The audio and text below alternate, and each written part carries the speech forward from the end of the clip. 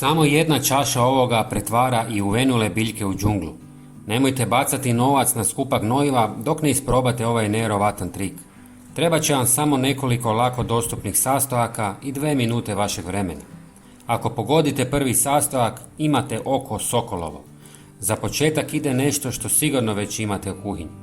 Uzmite jednu punu žlicu ovog sastojka i sameljite je u mlincu dok ne dobijete fini prah. Sadrži ugljikohidrate, minerale i organsku tvar koja hrani tlo i stvara bolje uvjete za rast biljaka.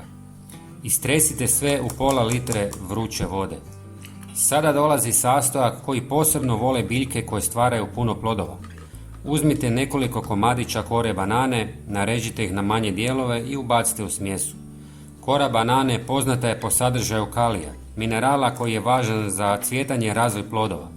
Zato ovaj dodatak posebno važan za krastavce, paprike i rajčice. Ali još nismo gotovi. Sljedeći sastojak dodajemo zbog jednog važnog minerala. Dodajte jednu žlicu koprive, koja sadrži dušik i druge hranjive tvari koje mogu biti koristan dodatak prihrani, posebno tijekom aktivnog rasta zelene mase. A sada jedan mali dodatak za one koji žele i dobru prirodnu zaštitu. Dodajte pola žlice cimeta. Cimet odbija štetočine i djeluje kao prirodni fungicid i sprječava gljivice u zemlji. Sve dobro promiješajte i ostavite da odstoji preko noći. Ujutro tekućinu procijedite kako biste uklonili ostatke, a zatim razrijedite sa još 1 litrom vode. Dobivenu prihranu možete koristiti za zalijevanje gotovo svih biljaka, samo nemojte pretjerivati i koristite je povremeno.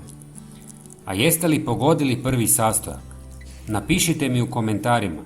Zanima me koliko vas ga je uspjelo prepoznati, a još me više zanima koliko vas ga ikad koristilo u vrtu. Pozdrav, do sljedećeg videa.